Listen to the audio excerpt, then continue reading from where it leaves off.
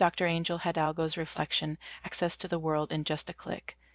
In these times, it has become almost painfully difficult to analyze any topic with true depth. We live in an age shaped not by reflection, but by immediacy. An age where the click has become our new form of education. We have been trained to expect answers instantly, to demand explanations in seconds, to consume knowledge without ever truly digesting it. Reading, once the loyal companion of thoughtful minds, has been left behind like an old relic.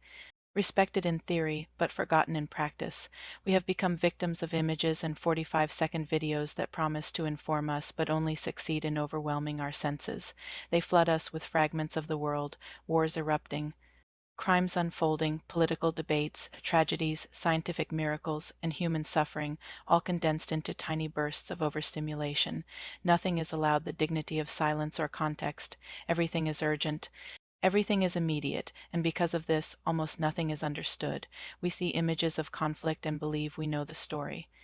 When we watch a video about a crime, we think we understand its causes. We witness a scientific advancement on our screen and assume we grasp its magnitude. But in truth, what we see is only a fraction of a carefully framed window through someone else's lens. The world of the image does not invite us to think. It commands us to react. And by reacting without thinking, we lose the space where wisdom grows. What is most troubling is how unconsciously we have adapted to this. Without even noticing, we have begun to accept the screen as the primary source of reality. We no longer approach learning with curiosity. We wait passively for it to be served to us. We no longer search for truth. We consume whatever appears before us. We no longer build knowledge. We inherit interpretations that are curated by others. Ignorance today is different. It is not the ignorance of the past, born from a lack of access to information. It is ignorance born from the illusion of knowing. An ignorance clothed in images, wrapped in noise, disguised as awareness. It is subtle, powerful, and dangerously comfortable when we rely only on images. We allow ourselves to be shaped by the narrative chosen by whoever holds the camera, edits the clip, or writes the caption. We give away something sacred, our ability to think independently, and once this ability weakens, the heart follows, because the mind and heart are siblings. When one stops receiving nourishment, the other begins to starve our capacity to transmit meaning through reading. A process that requires patience, imagination, and empathy has diminished. Reading is not just decoding words. It is traveling with them, allowing them to enter us slowly, shaping our thoughts, awakening our emotions, illuminating our questions. Reading asks us to sit still, to breathe, to feel. It teaches us to become human. Now, the constant stream of images dulls that sacred sensitivity. Feelings that once sprouted from the fertile soil of quiet reflection now wither before they can take root. Words that once touched the heart now lose their power amid the noise of notifications and digital distractions. And perhaps the most heartbreaking part is this: we no longer allow ourselves to feel deeply because feeling deeply takes time. Something the modern world has convinced us is always in short supply.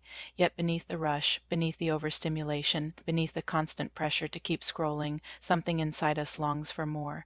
There is still a part of the human spirit that craves the slowness of thought, the intimacy of reading, the silence in which understanding is born. We long, though we may not realize it. For a moment, when the world stops spinning long enough for us to hear our own thoughts, we long for the kind of learning that shapes character, not just opinion, that awakens empathy, not just reaction, that touches the heart, not just the senses.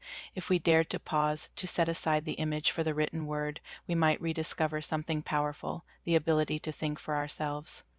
We might remember that knowledge is not a product to be consumed but a relationship to be nurtured, and we might once again allow feelings to reach the heart with clarity, courage, and meaning, and our time hopes that we can still choose differently.